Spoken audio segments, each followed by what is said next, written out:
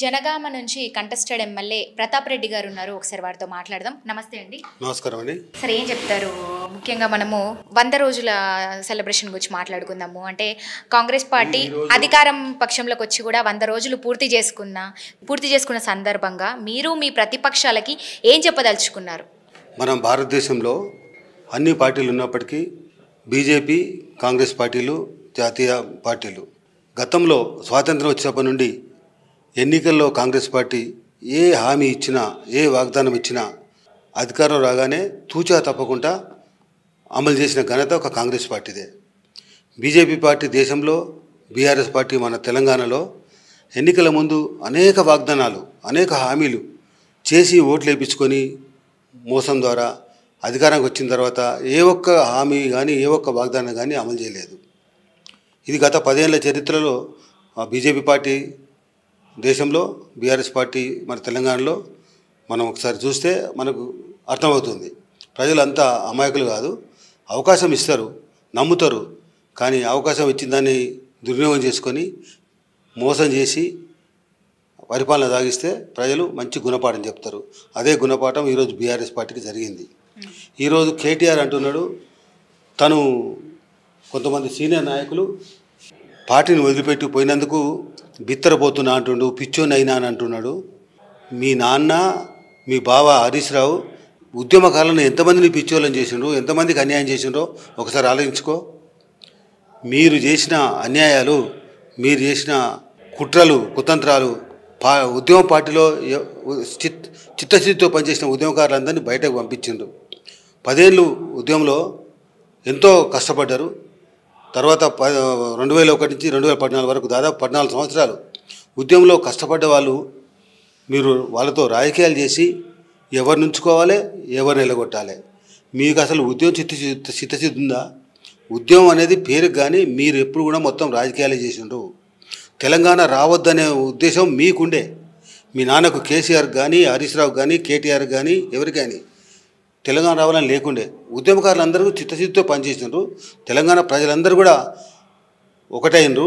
ఇల్లు ముందుకొచ్చింది, యువకులు ముందుకొచ్చారు, విద్యార్థులు ముందుకొచ్చారు. వాళ్ళ వల్ల తెలంగాణ వచ్చింది. కానీ మీకు తెలంగాణ రావాలని ఎన్నడూ లేదు. తెలంగాణ బిల్లు పెట్టినాడు పార్లమెంట్లో. కేసీఆర్ ఒక ఉద్యమ నాయకుడు అని చెప్పుకునే, గొప్పలు పలుకునే, ప్రగాలు పలుకునే ఉత్తర కుమారుడు ఆ రోజు బిల్లు ఓటేయడానికి పోయిండా? ఆయనకు రావాలని లేదు. ఇట్లే నడుపుకుపోవాలి, సంపాదన చేసుకుంటూ పోవాలని చెప్పి చూసిండు.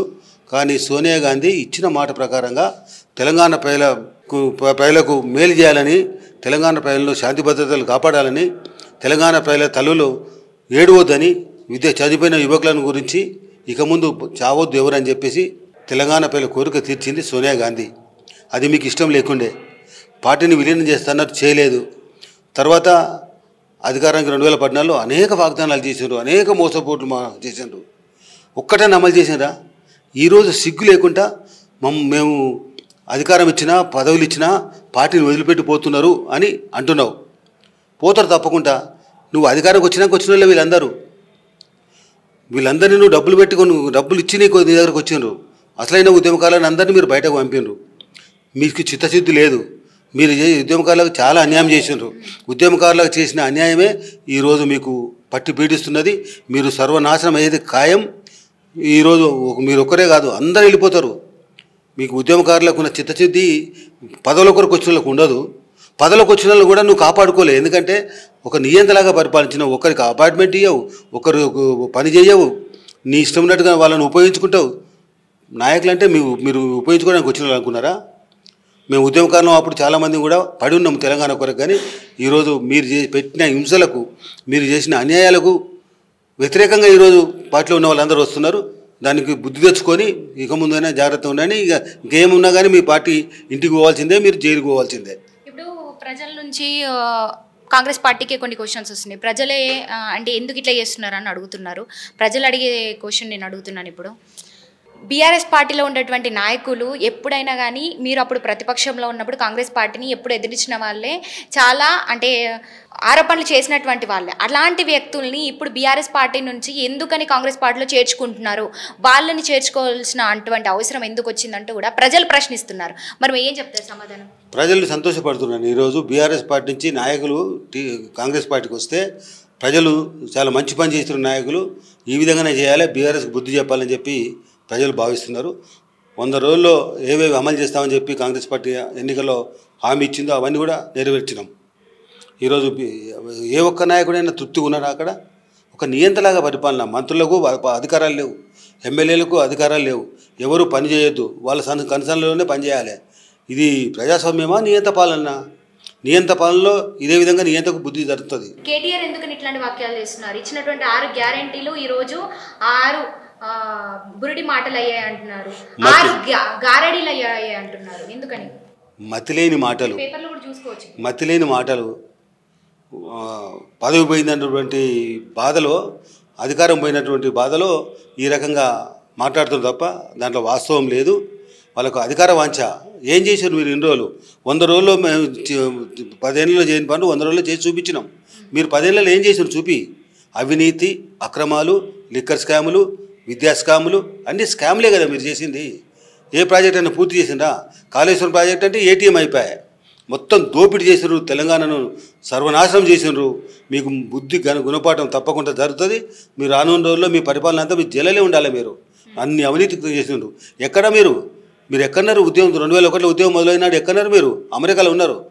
ఉద్యమం ఇక్కడ మేమందరం కూడా ఉద్యమం బలపరిచి ఉద్యమాన్ని ముందుకు తీసుకుపోయినప్పుడు ఇక తెలంగాణ వచ్చేటట్టు ఉందని చెప్పి వచ్చి మీరు ఒక నియంత పరిపాలన సాగించి నీ సీనియారిటీ ఎంత, నీ ఏజ్ ఎంత, నీకంటే ఉన్న వాళ్ళందరినీ ఏ విధంగా ఆడించుకున్నారు నాయకులను?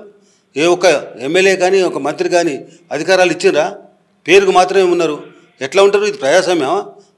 ఇది నియంత పాలన, రాజరికం అనుకున్నావా? అందుకనే నీకు ఈరోజు మతిపోతుంది.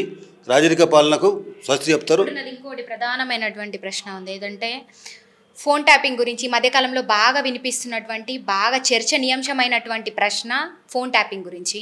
గతంలో బీఆర్ఎస్ హయాంలో ఏదైతే వాళ్ళు ఫోన్ ట్యాపింగ్ చేశారో, అంటే కాంగ్రెస్ పార్టీ మీరు అప్పుడు ప్రతిపక్షంలో ఉన్నప్పుడు ముప్పు తిప్పలు పెట్టి 3 చెరువుల నీళ్ళు తాగించేటువంటి ప్రయత్నం అయితే వాళ్ళు చేయడం జరిగింది. అది అందరికీ తెలిసినటువంటి సంగతి. ఇప్పుడు మళ్ళీ ఫోన్ ట్యాపింగ్ అనేది కొత్త మలుపుకు తీసుకుంది.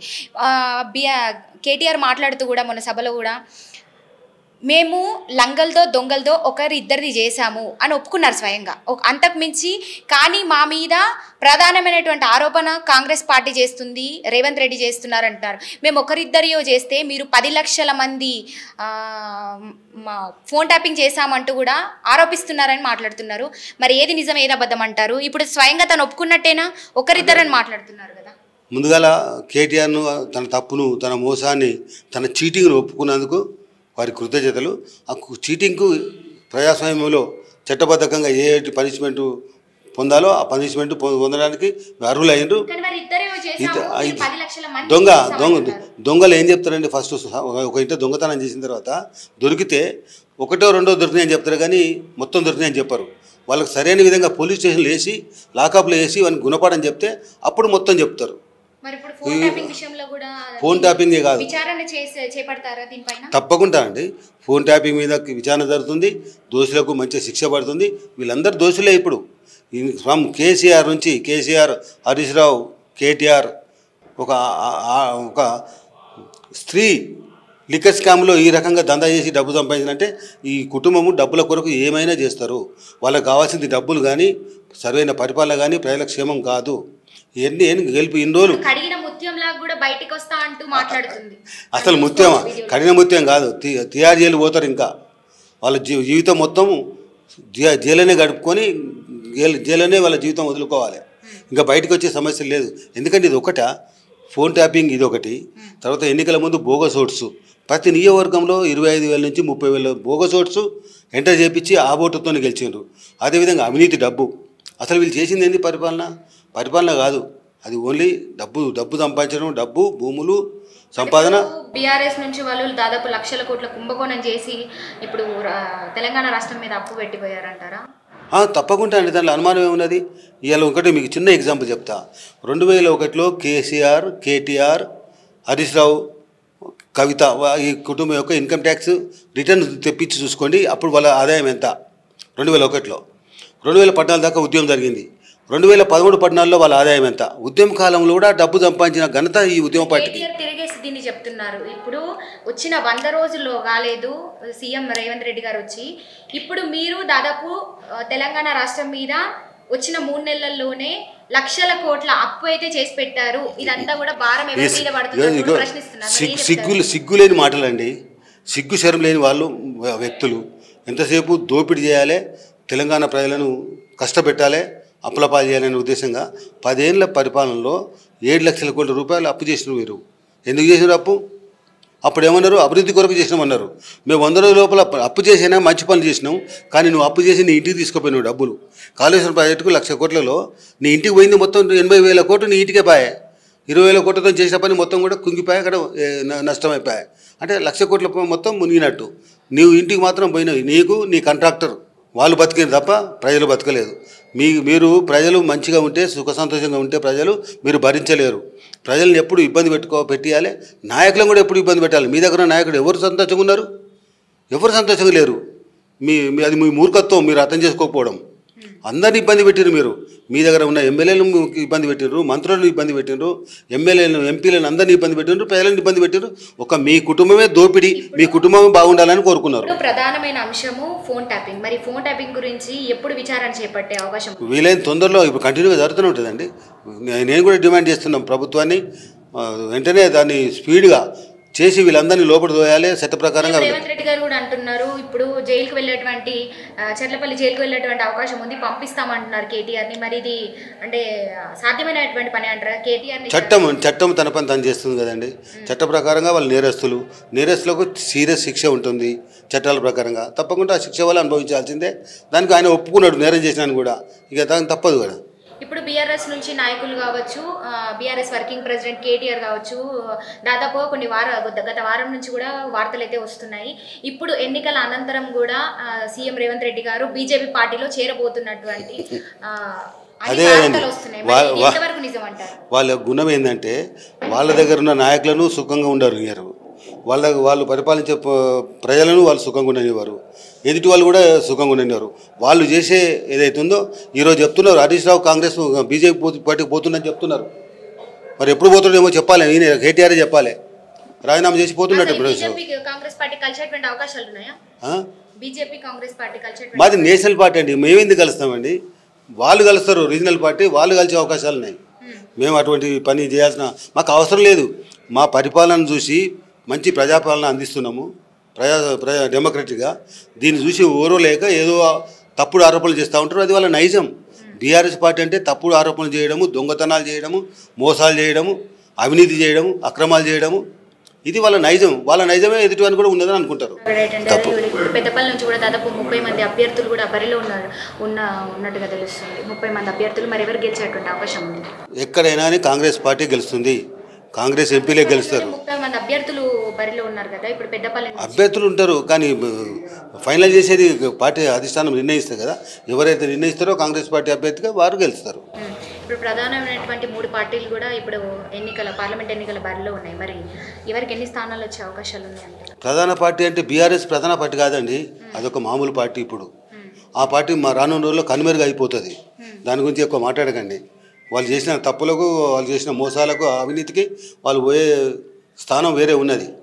ఇక బీజేపీ మాకు 17 వస్తాయి. 17 స్థానాలు ఉన్నాయి మనకు. 17 స్థానాలు కాంగ్రెస్ పార్టీకే వస్తాయి.